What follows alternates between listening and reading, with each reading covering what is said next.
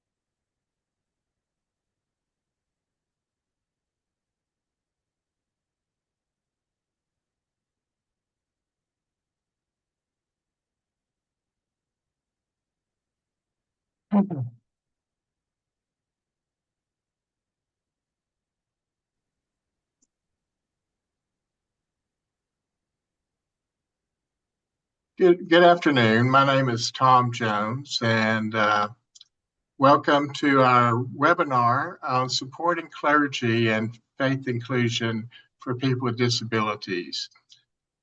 We're happy to have a good panel with us today, and we look forward to visiting with them. A few notes, this will be recorded, and it will be sent out to everybody. The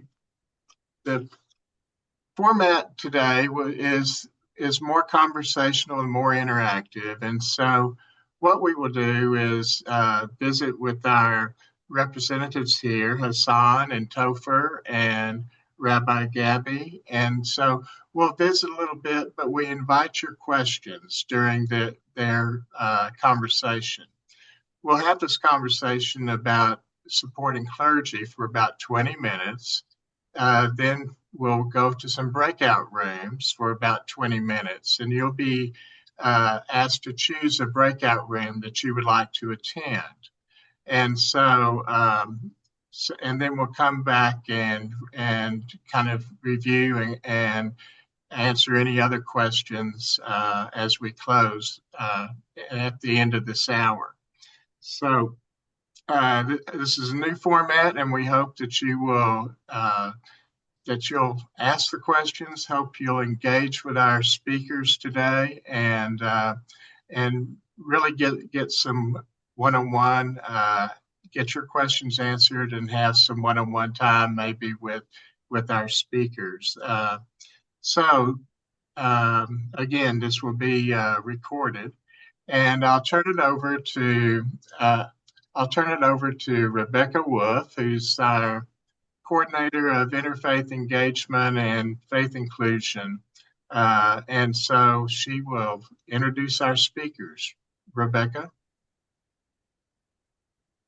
Well, we have three good speakers today, and the first is Topher Endress, who has also been a speaker for us before. He is a reverend. He earned his Master's of Divinity from Vanderbilt Divinity School in Tennessee, and he also has his PhD from University of Aberdeen, which is in Scotland. And the exciting thing I'd like to say about Topher is that he just got his first book published. It's called Accompanying Disability, um, and highly recommend it. And he's spoken about that for us before. And his denomination of Christianity is Disciples of Christ. So thanks, Topher, for joining us again. And also Hassan is here, Hassan Natour, who has also been a speaker for us before. So welcome back again. He graduated from the Islamic University of Medina in Saudi Arabia. His degree is in Arabic and Islamic law, and he is an imam and an outreach coordinator at the Prayer Center of Orland Park, which is in Illinois. Is that right, Hassan? That's correct. Okay, just making sure. And he's also a spiritual guide for Muslims, and helping with special education and health. So, welcome, Hassan. And now we also have Rabbi Gabrielle Cohn joining us today for the first time. And Rabbi Cohn is uh, legally blind. She became blind in 2016. Um, she is a rabbi since just last year. She got her rabbinical ordination from Hebrew Union College in New York City. And she was also the first person to be ordained as a rabbi with a guide dog, which you will hopefully get to hear about today. Also, she currently serves as a rabbi in Corpus Christi, Texas, at Congregation Beth Israel. And before that, she had worked for the Institute of Southern Jewish Life, getting to work with different congregations all over the South region of the US. So, welcome, Rabbi Cohn. We have a very diverse group of speakers, so looking forward to hear all your experience and perspectives. So, I will go back to you, Tom, to get started with our discussion.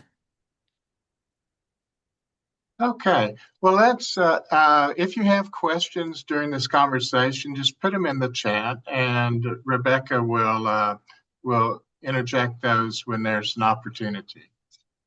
One of the things that we realize is that when we want to start an outreach or ministry for people with disabilities, a lot of times it's either successful or it fails because of the faith leader. And faith leaders are really, really important to getting these ministries going and to continuing those. And so we wondered, how can we support our faith leaders, our clergy, and some different situations that we might encounter in our faith communities?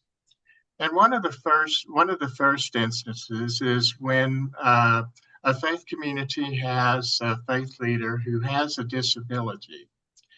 How can our congregations and our other faith leaders support persons who have disabilities that are faith leaders? And so I would invite our our panelists, our speakers today, to kind of discuss some ways that you think that are really, really helpful in supporting a minister, a imam, or rabbi, or any faith leader who might have a disability, or either physical or otherwise. So I'll open it up to you guys.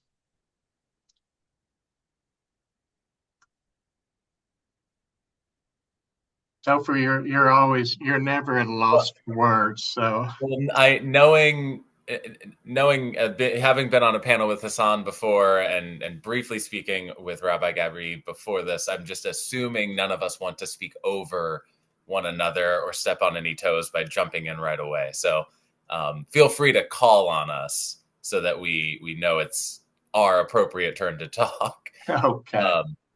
I Something that just came up in our congregation that I think is really helpful and was really eye opening. Uh, I have another minister in our congregation as well, and he has a chronic disability related to his back, and so because of a degenerative disc disorder, he has sometimes sort of this chronic pain flare up. That's been mostly well controlled since I've been there, but right now he's dealing with this sort of continuous pain that has been really disruptive in his life. And so one of the conversations we've been having is about adjusting how we do our liturgy. In our building, it was built in the 1890s at a time when they didn't anticipate clergy would be physically disabled and welcomed up into the front. So they built their chancels, the area that's sort of raised in the front, up on steps.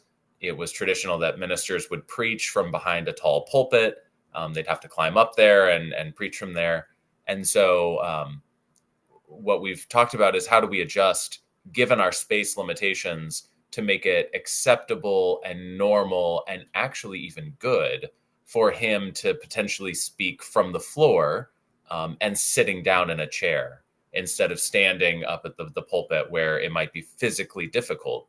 And I think the thing that emerged over the last couple of weeks as we've been talking about this is to preempt the accommodation and the need by addressing it as a good thing, as a positive thing, a thing that can be a positive marker of some truth about what it means to be human, and cast that accommodation need as a positive for the sake of the community before people have a time to kind of complain about it, or to remark or make those side comments to say, oh, well, he normally preaches from up there. I wonder why he didn't this time. Or even those, just they are seemingly neutral, but they're really kind of judgmental conversations, not even giving them space to set the tone, but setting the tone beforehand to talk about disability as a good thing, as a positive, because it marks who we are as people, as people who are inherently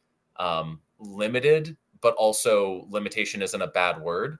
And so I think there's something about putting the conversation in positive terms preemptively, setting the tone, and giving ministers, imams, rabbis, faith leaders of every persuasion the space to say, I'm disabled, or I need this accommodation, or I need this support, and to have that be deemed by the community as, wow, what a wonderful display of faith and love and humanity, rather than, oh, now we have to figure out how to deal with this. And I think that tonal switch is a really important way of supporting clergy, whether they're dealing with a short-term disability, a long-term degenerative disability and related to aging, or something more congenital that they were born with, whatever it is.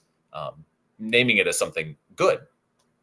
Oh, good point, Topher. Really, really good point. Rabbi Gabby, I know you've had some Yeah. personal experience with this, and wondered if you Yeah. want to share with us. Yeah. Thank you so much. So I started in my job a little over a year ago, and it was interesting. When I was searching for a job with a congregation, was not totally sure what to expect in terms of what accommodations I would need, and also how to articulate my needs to a congregation. I did in my interview materials, I made people aware of my blindness, and especially because I have a guide dog, and she would be coming to in-person interviews with me, sort of thing. And also, once I got offered a position here in Corpus Christi, I said, law mandates reasonable accommodations for my disability. And they said, great. What reasonable accommodations do you need? Right? Because they can't tell me what I need. I have to be able to articulate what I need. And so, for one, right, the person with the disability, the clergy with the disability, like being able to know what resources are available and can be done.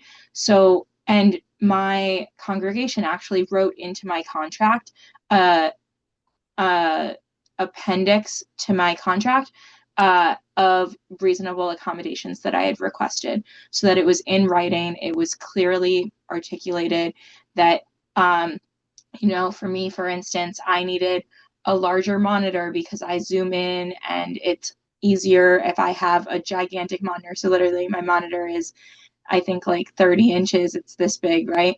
And I also needed software for zooming in. If it was a PC, if it was a Mac, then the software is built in. And I also, the biggest thing for me was being able to read from Torah, because when I read from paper, I often use a magnifier, but you can't place a magnifier on the Torah. It's handwritten. If you touch the parchment, the letters will literally fall off. And so I said, listen, I'd like to either be able to read from, like, my actual reading be from a piece of paper that has the Torah text printed on it in large print, that I just like am still following along in the actual Torah, but I'm reading from the large print text. Or I need a gooseneck magnifier, which, like, I was like, that's a dream. No one's going to buy me a gooseneck magnifier. And sure enough, the congregation said, great, send us some magnifiers that would work. And they bought me this standing gooseneck magnifier that's in our chapel, in our small chapel where I do Saturday morning services, that has a light, and it's gigantic, really tall, and I can put it over the Torah without actually touching the Torah with it, which has been huge for me, not just with the Torah, but also with prayer books and things like that. So for me, with hiring clergy with a disability, it's about collaborating with the clergy person and really making sure that like their specific needs are met. Every person who has a disability, or every person in general, experiences the world in a different way, and we can't mind read what other people need. And so having that conversation, having it be an open conversation, also was big for me. Okay, thank you. Sounds like collaboration was really an important part of becoming a rabbi for your congregation. Hassan, can you share with us a little bit about your thoughts on supporting Firstly, faith good groups? afternoon. Absolutely. Good afternoon, everybody. It's amazing to be here with you all virtually. Appreciate the beautiful words from Topher and Rabbi Cohen. Thank you for sharing that. Just kind of grasping everybody's perspective here, and I'm just kind of thinking out loud with you, that this phenomenon of disability isn't something new. It's always been a part of the fabric of humanity, especially in the Islamic community. And it just comes to show that every soul is carrying something. For some people, it's something physical, right? It's a wheelchair, or it's a cane, or it's a hearing aid. But for others, it could be invisible. It's pain or anxiety, or it could be depression, fatigue. And God reminds us in the Holy Quran, and He says, وَلَقَدْ كَرَّمْنَا بَنِي آدَمَ, that we have certainly honored the children of Adam, that this honor doesn't vanish with age or with illness or with disability. And it's not reduced by society's labels or limitations. And that honor is sacred. It is from God. It is God-given. And God Himself honored every child of Adam. And it's our duty to honor them as well, especially our clergy, those who are, tools for guidance, bringing people closer to God. That is something absolutely magnificent.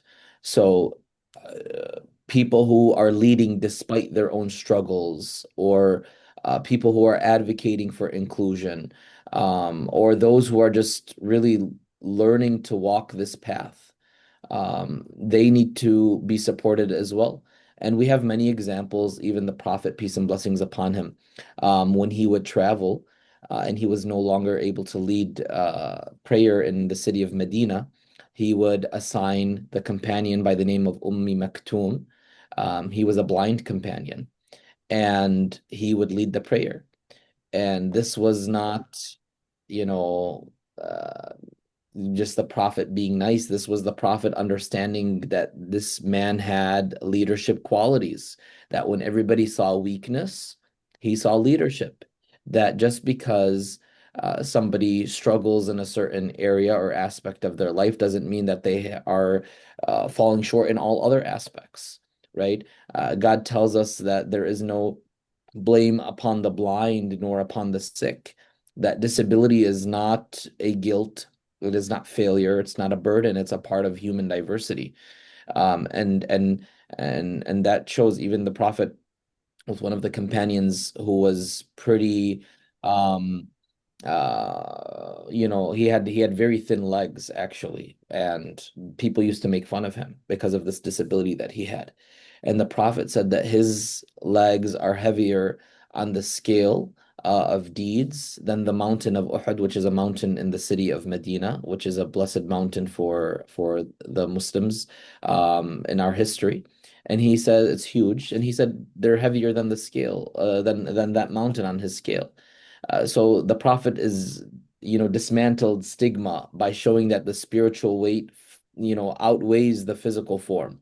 That you don't know what goes on beneath, in this individual, his relationship with God.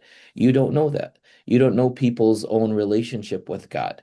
So the Prophet is teaching us that society tells us to look at the outside, right?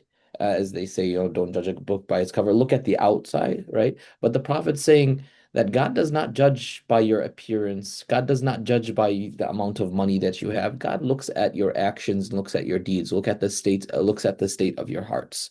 So clergy oftentimes who struggle with this with disabilities as well, they're facing almost double burdens because they have the demand of leading, but also it's the silent weight of being underestimated, right? And that can lead to burnout, that could lead to isolation, that could lead to shame. And when communities affirm them, and when accessibility is prioritized, that studies show mental well-being and confidence are going to rise dramatically within that individual. So in a practical sense, let's make our spaces accessible. Let's offer, assistive technology, but we also have to treat individuals with their full dignity. Ask them what support they need rather than assuming. That's something that's very important. Create, if it's like peer networks of clergy who lived, this experience, so no one feels alone, right? This is something that's important that we've seen within the Islamic community, that we're taught by our beloved Prophet, who was ultimately nothing that he taught us was except revelation from God. So the way that he dealt with individuals, the way that he was with people, these are all living examples of the past that teach us how we dictate our future, how we dictate future generations to come. Because the Prophet said, and God says that the faith has been completed for you. What is right is clearly right. What is wrong is clearly wrong. It's visible for you there. There is no contradiction in religion. There is no, just confusion. It's right there. So the way how we need to live our lives pleasing to God, is a big part of that is how we are in service to other people. And I'll end with this. Sorry, just for going on a rant here. The Prophet, he said, إنما تنصرون وترزقون بضعفائكم, that you basically will attain victory and you will attain a level of provision the more that you are, giving to the people who are less than you or who are considered to be weak than you. Why? The Prophet showing us that the blessings come, the protection and the blessings and the victory that you see are not because of your strength or because of your wealth or because of your numbers, but because of the presence of the spiritual strength within the people who are tend to be weak and marginalized in your own community. Uh, That's where it comes from. okay. Thank you, Hassan. And just so we know, Hassan has had a death and will need to leave early. So thank you for your contributions. Um, what One of the things before we get into our breakout rooms, if one of the things I'd like for us to talk about is what do faith leaders need in different situations if they want to start a disability ministry or an outreach or be more inclusive in their own faith community. And if there's a faith leader who doesn't have the knowledge of disability and faith issues and inclusion, how do we support those ministers? How do we support those rabbis in those different situations? What do they need to know, and how do they begin? And so I'd invite uh, Rabbi Cohn or Topher or Hassan. I'd invite you to share your thoughts about how do we equip faith leaders to be inclusive of people with disabilities.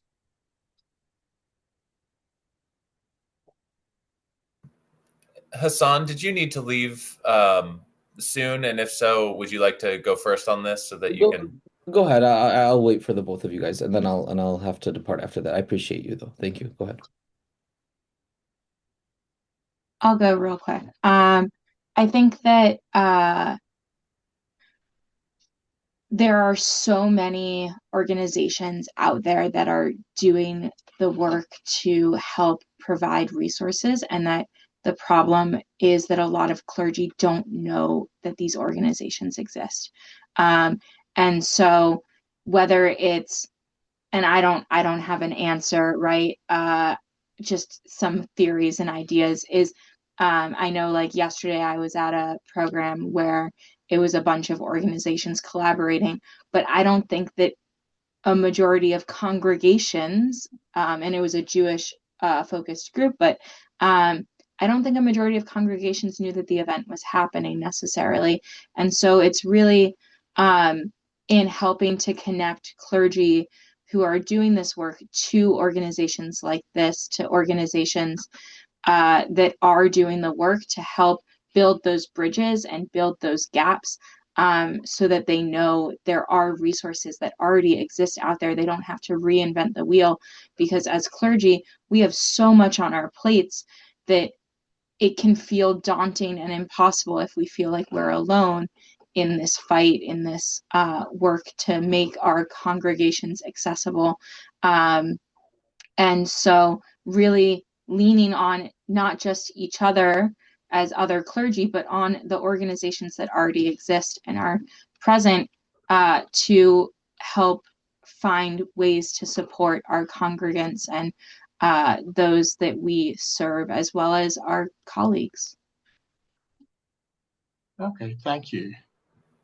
Yeah, I think that's a great point. I would say I think about often whenever I have an issue that comes up in my congregation that I don't know about, my first inclination is to kind of Google it, and then I'm overwhelmed by all of the different options, and I don't know necessarily which one to start with or which ones are reputable or have the in-depth knowledge that I can trust. And so then I usually text a few colleagues and say, hey, I'm looking at an issue of eco theology. Do you know any resources that I should start with? And so it usually turns down, it usually turns into who do I know that knows?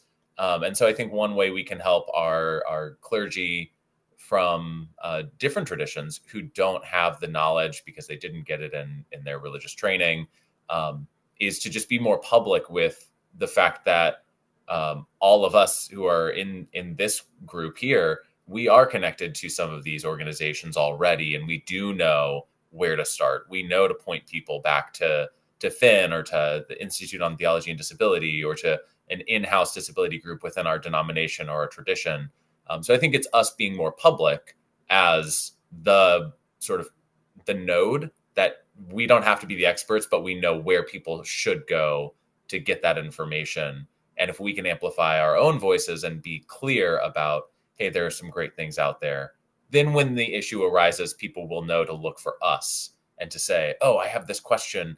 I know I can email Rabbi Cohn and she'll point me in the right direction. Okay.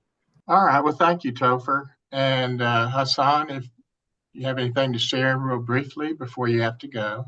Sure. I would just say that I think it's important to be real, that we have to be raw, that um, advocating for anything in general, especially if it doesn't pertain for the mass majority, it's draining. It could be difficult at times. It's not easy.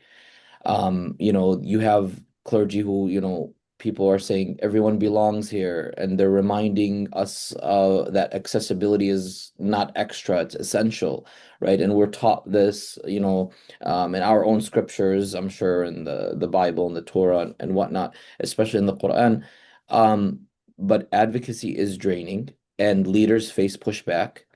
People will roll their eyes at them, and they'll make a fuss or whatever the situation may be, and we've always done it this way, it needs to be this way, and it takes a toll. And I think we have to be understanding as well of the congregation. That's very important. But it does take a toll on the leaders. So how do we support them? And I think that we stand with them. We give them the mic, right? Back them up with the resources that they need. Don't let them stand alone, right? Reminding them of the sacred work that they're doing, that they're lifting these barriers, they're honoring God's creation. And when they get tired, we help carry that load. We help them with that, that process, because that's something that's very important. Just because, even if it's a clergy in general that is, advocating for disability, and they themselves have a disability or they don't have a disability, that also plays a big role as well.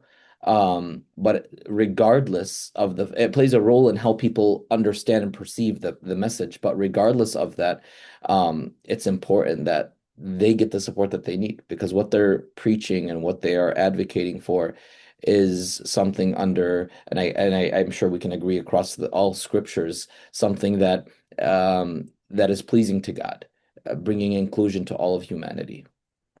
Okay. Thank you. Yes, and we do have so much in common across the faiths, and um, in our belief about people with disabilities and how God views them, and the support that we need to offer. And so, thank you. We'll go into our breakout rooms. We'll have 20 minutes, and you will be able to choose. There are three breakout rooms that you can choose from, and some of our speakers will be in those different breakout rooms. And you'll have a chance to visit, share, and ask questions of them. So we'll have about 20 minutes in the breakout room, and then they will bring us back together. So we will open the breakout rooms, and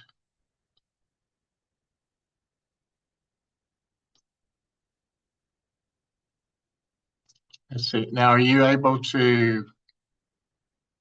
You'll need to join a breakout room. Are you able to do that? If it doesn't pop up for you, if you go down to your bottom menu and there's the More button with three dots inside a circle, and you click that, then there's an option for breakout rooms. It will have a pop up, and you can select which of those you're most interested in. I will be in the Tom. Which one will I be in? The second You, one. the second one, yes. And I'll be in the third one, and Rabbi Cohn will be in the first one.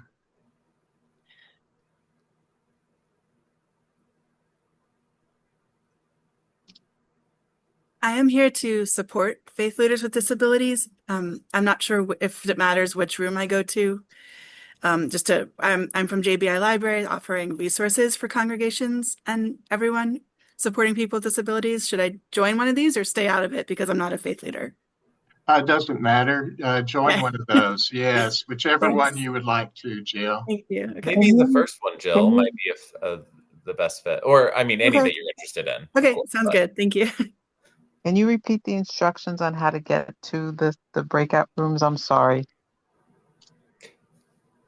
Yes. So Um, on mine, if you go to the bottom center of your Zoom screen, you have a menu. On the far right, on my version at least, the far right is a button that has three dots inside of a circle, and underneath it, it says More. When you click on that, it gives you the option of uh, on a pop-up menu, it says Breakout Rooms. When you click that, there's another pop-up with three options here: faith leaders with disabilities, faith leaders starting disability ministry, and faith leaders with limited knowledge on disability. And there should just be a blue join button on those. Is that helpful, or is just yours look different? I'm on a phone, so I can't find that. I can find the scroll bar. I appreciate you explaining it though. I haven't found the more button. I think on. Oh, let me see if I can. I don't know if I can join from my phone as well. I often join from my phone, so I should know this off the top of my head, but I don't. I'm sorry. That's okay. Go ahead to I appreciate your help. Go ahead to your group and I will hopefully find one. I'll go to assist Rabbi Cohn, Tom, and then okay. are you going to another And I'll go to the third one, faith leaders with limited disability knowledge. Okay. Of Job's daughters. Okay. And then in high school, I served on the speech club doing oratorical and dramatic interpretations and Toastmaster. Okay. And then as an adult, I'm a member of the Eastern Star and I've been chaplain for 8 years. So don't tell me I can't speak in front of a large group of people. Okay. And I looked at her and I said, it's not the large congregation, it's the fact that I'm ADHD. And she said, don't talk to me like that. And I said, it's the same reason you got Jill fired, but you lied to the congregation about it. And I said, now is not the place to talk about it. So the next day she wrote me a nasty letter and told me that I needed to leave the church. And yesterday I received a letter from her saying that she was going to go to the congregation and ask that I be removed from membership on the 20th of the month. All because I'm ADHD.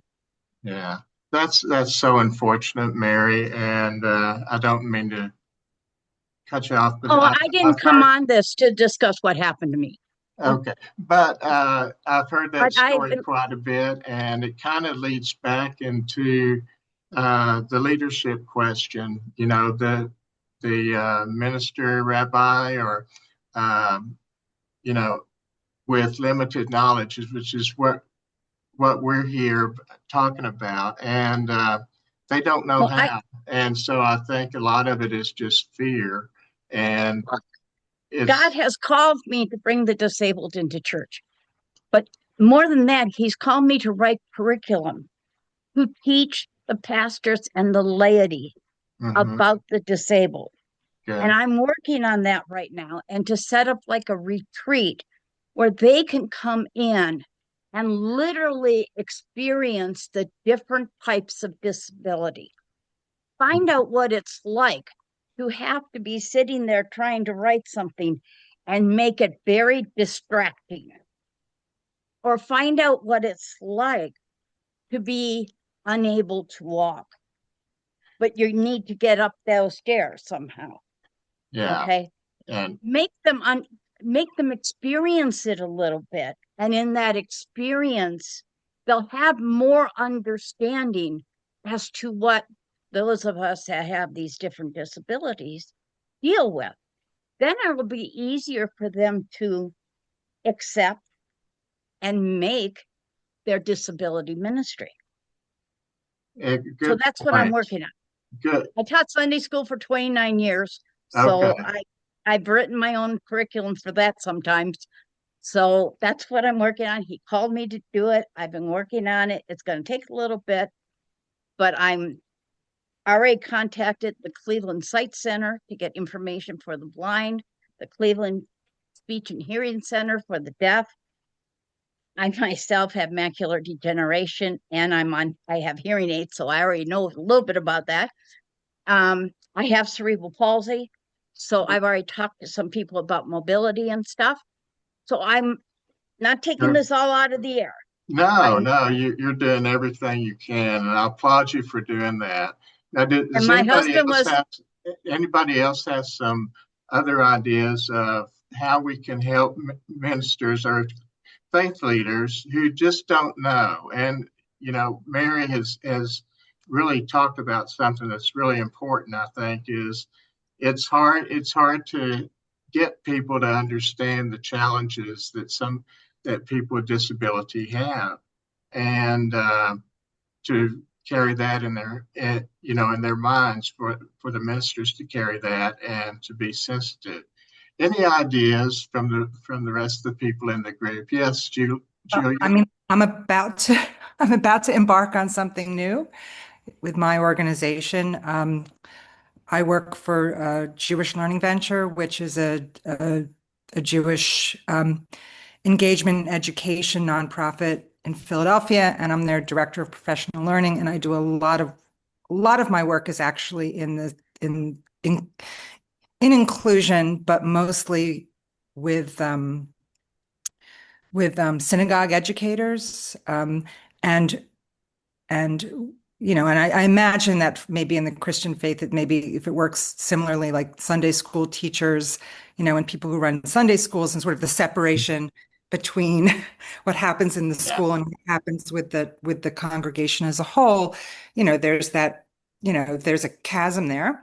So we actually have had for a number of years a disability consortium that's been a combination of disability agencies and some congregations, but this year we're splitting it up, and I'm going to be running the congregational consortium.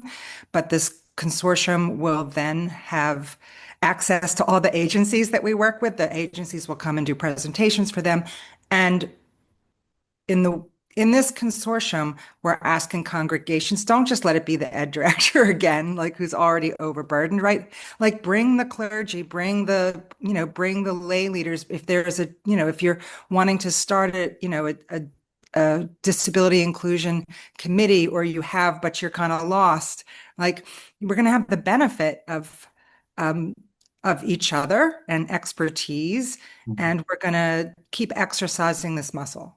So that's why I'm in this space, and I'm like excited to like maybe hear like any people have ideas, as I'm about to start this, and I haven't, like, it hasn't launched yet, this specific congregational consortium. But yeah. Yeah, great idea. Great idea. And I wish you success for that. And just being connected with the disability community and the agencies, and having that awareness is just really, really important. You might want to connect with key ministries. Yeah. Do they work with them with? They're strictly trying to get the disabled into churches. Right. But do they work with Jewish folks?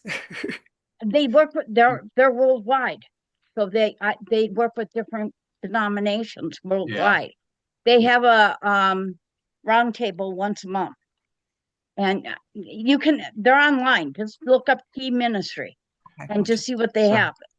Yeah, I don't know that some of the things with inclusion are the same in a lot of different faiths. Even though the faith is different, some of the tools and methods that we use are similar. So it may be helpful there, Julia, but more Jewish specific, there may be other ones that you look at. Yeah, and we have we have a number that we work with, and so it's not for us as much. Like actually, in the Jewish community, I'd say that we have probably, I don't know, there just even in my region, we have a lot. Yeah.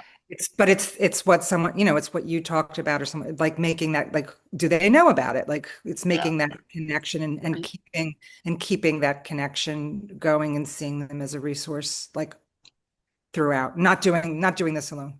Yeah. Exactly. I noticed. Exactly. The big thing I notice is people don't understand there's a difference between an adult that's disabled and a child that's disabled. That's two different entities. There's can be a lot of conversation about that, especially like the people's tolerance for children, neurodivergent and disabled children in a service. There's a lot to unpack there. There it is. Yeah. Erica and Robin, do you have some thoughts? Erica's mouth was moving, so. Can you hear me? Am I muted? No, I can hear you. Okay, great. So Julia, I work for Jewish Disabilities Advocates. It's a program of JFS of Colorado, and we do We work with mostly congregations, synagogues in the Denver and Boulder areas on disability inclusion and trying to make organizational change around disability inclusion for people with all types of disabilities. And most of our work has actually been in the adult space in terms of ritual practice and engagement and making sure people are invited to participate in committees and a lot of work to make sure that spaces are accessible and accommodations are in place, et cetera. But we just put out a survey to our ed directors in the area to understand better the needs they have in supporting students with disabilities in the education program. So I know, as I'm sure you do, And that's my area of expertise. exactly. We're kind of a little flip, right. and, Complementary. Right. Matan and Gateways are two, wonderful partners in that. But I would, be very interested in learning more about the consortium, the congregational consortium you're putting together. And it seems like there's overlap between what we're trying to do again at a very local level in Colorado and maybe what you're trying to do is more national. Are you So the congregational consortium is going to just be local. The other consortium is not. So Matan and Gateways have representatives on that one, but it doesn't mean that we shouldn't talk. So we should talk. Where are you based? In Philly. Oh, in Philly. Okay. Okay. Yes, Yeah. All right, but we'll connect. Guys, we'll connect there. Robin, I want to give you a chance here to, I know you were very in your chat, really looking forward to kind of sharing some information together. And so what do you see as some of the needs that you're facing? So I'm not primarily here because of the needs I'm facing. Faith and disability and that overlap and intersection has been a long-term interest of mine. I'm chronically ill, neurodiverse, and disabled. And Canadian Anglican, so we are the pro-2S LGBTQ plus and ordination of women variety of Anglican. Priest.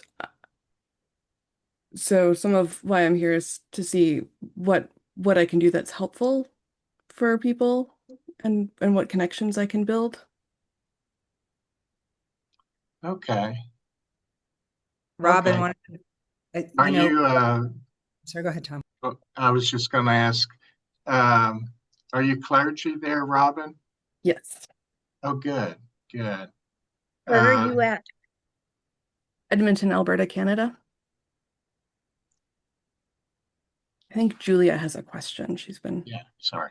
No, it's okay. I was going to just say, and it's true for both Mary and Robin, I've found that it really helps for people to hear first person stories and to just how to make yourself available to, and I guess Tom probably has a way of making what we call the shidduch, the connection, the matchmaking, but really both of your lived experience, I think, is what often moves people.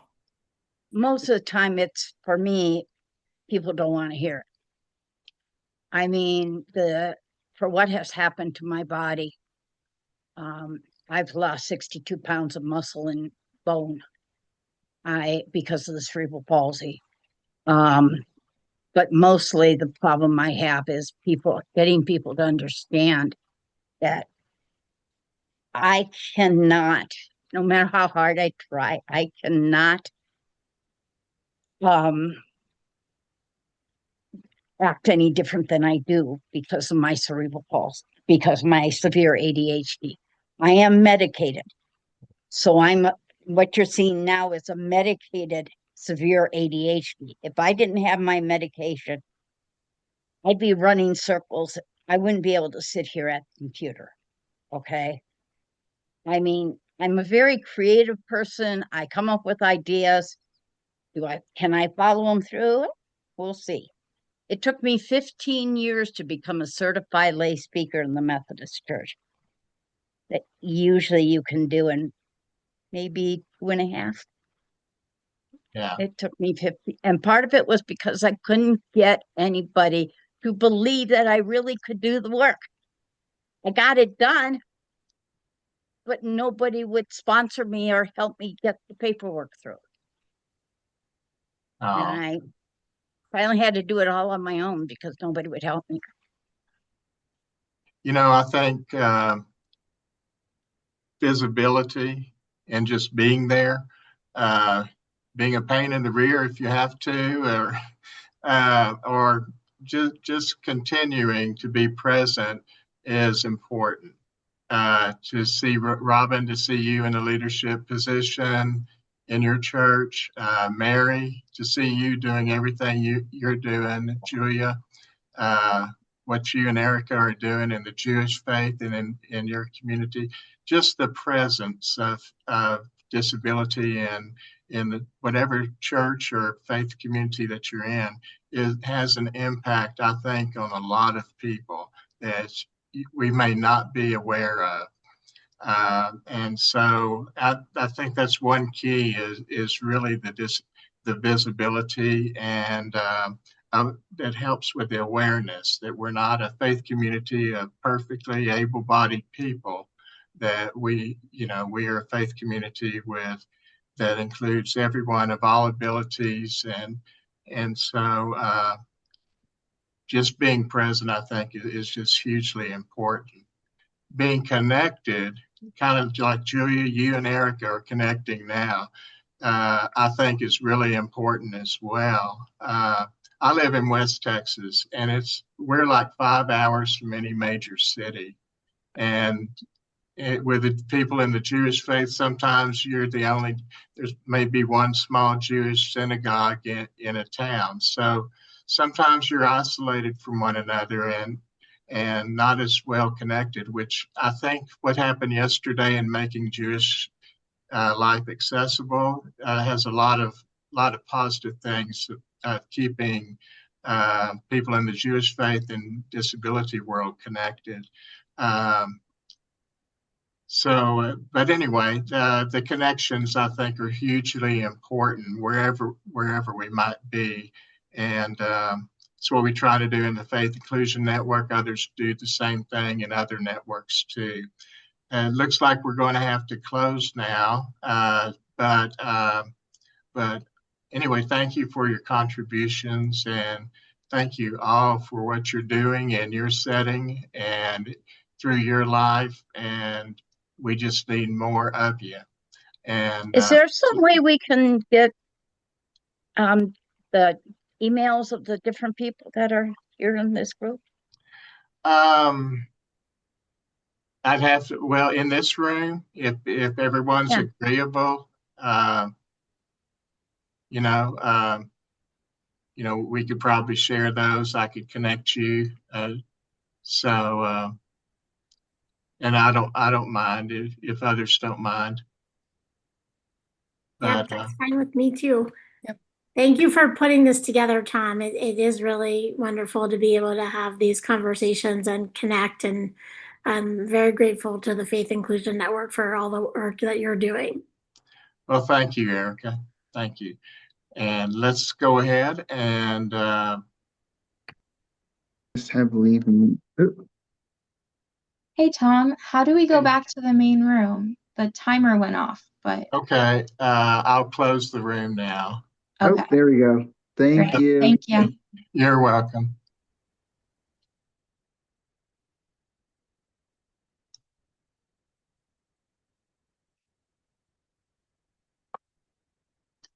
Let's see.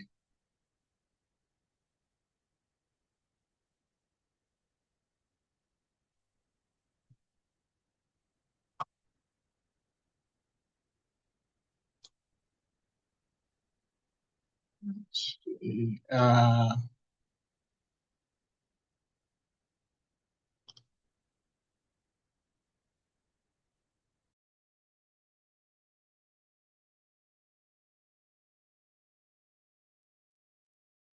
Hi, this is Peter's wife, Susan.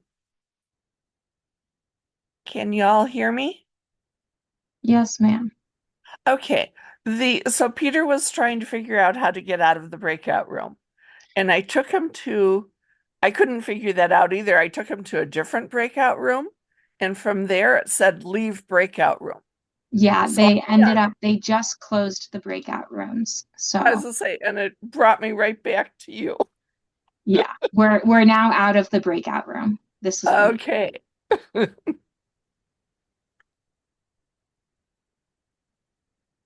Okay, and it's showing that the breakout rooms will close in about 1 minute.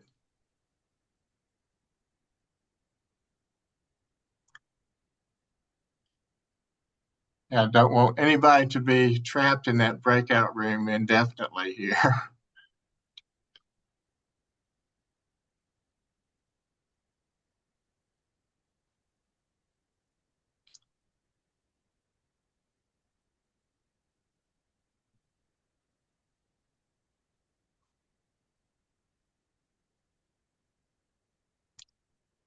So they may have started at different times. So I think, let's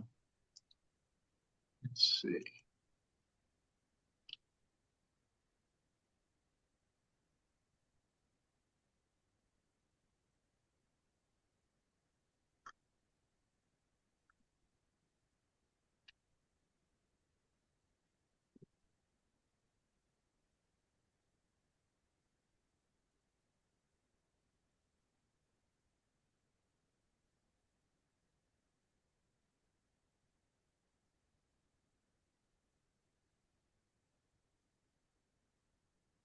I know we have on our calls quite a number of people who um, are clergy that have a disability. And I really do think that that's a very encouraging thing um, to see more and more people with disabilities in the field. Um, I happen to be one of those that in the 80s was also kind of turned down for ordination because I had epilepsy. And so um, things have changed a lot since then. And maybe there still might be those prejudices, but uh, really, I see more and more people being supportive at the seminaries and in some denominations, supportive of people with disabilities as leaders in their faith communities. Okay.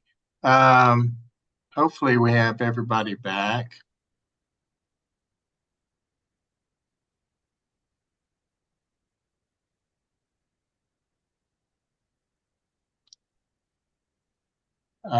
Let's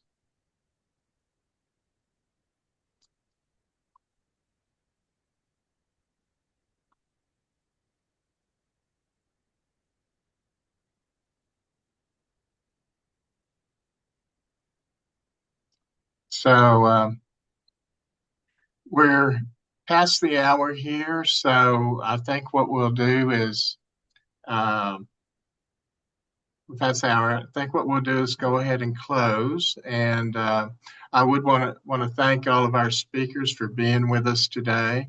And also, I want to thank everybody who participated. It's good to see some old friends and people I'm acquainted with and on other webinars. So glad to have you back.